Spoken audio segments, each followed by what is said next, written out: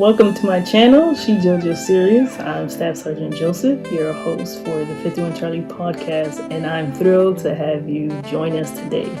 Each week, we dive deep into what it's like to be a contracting professional in the Army, exploring insights, stories, and expert interviews that inspire and inform. So grab your headphones and get ready for an engaging journey. Thank you for tuning in to the 51 Charlie podcast. On this episode, I was able to interview our ACC Sergeant Major, Command Sergeant Major Rachel Harris. We discussed a great deal of topics throughout the interview, and I want to thank her for taking the time to sit with me and providing wisdom to our leaders here today. I do have some nuggets and just some good to know information that I want to share to the force. And so as it relates to talent management, I would say you, the individual, must do your homework. You must study what that career path could look for you, and you have to own it. And it starts with you, right? And, getting with your first line supervisor, having them counsel you on what it is that you should be doing at your assignment. Every time I get a soldier, I say, hey, soldier, what do you want to get out of this assignment? Because the Army will get their time. And a lot of times you want to figure out what are those additional skills that you can learn? What are those additional lessons that you can learn? And who is it that you want to impact? I think taking yourself out of it, not being self-serving, is something that we all can do. And then also, ensuring that you are well immersed with the APM 600-25 when it comes to those assignments, the different gates that you should be hitting as a contracting NCO, and just really study that APM 600-25 because that gives you the career progression chart that will allow you to help navigate in the space that you're in. Next, I want to share enlisted talent, the enlisted marketplace.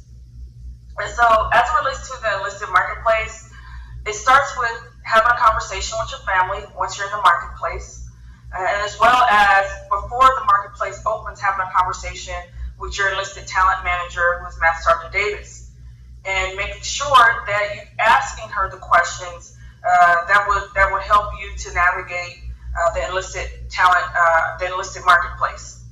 I would tell you also taking into consideration the different positions at Echelon.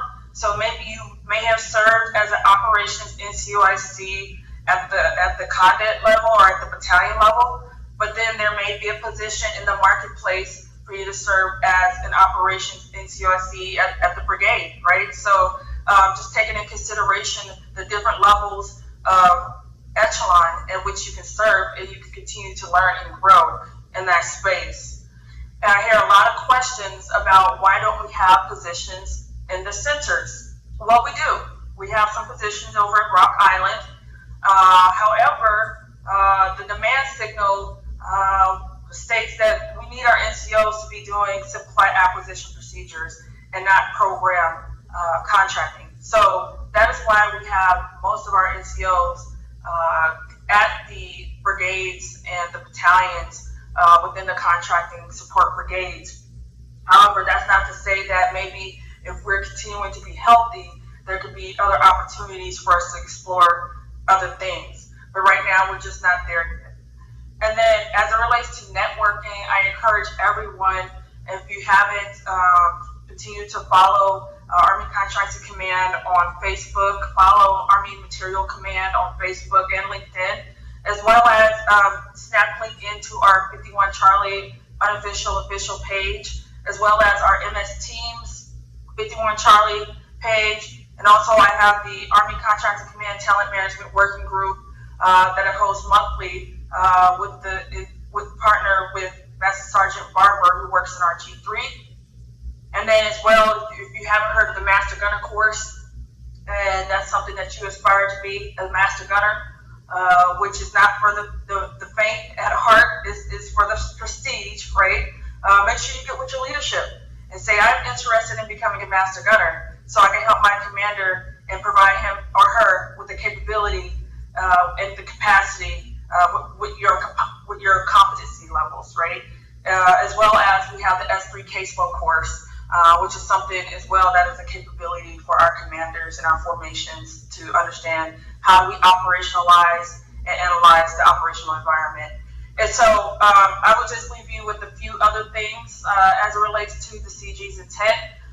He wants us to be well versed with planning with our supporting units, as well as we should understand how to do simplified acquisition procedures, and then understand how to do contract administration services.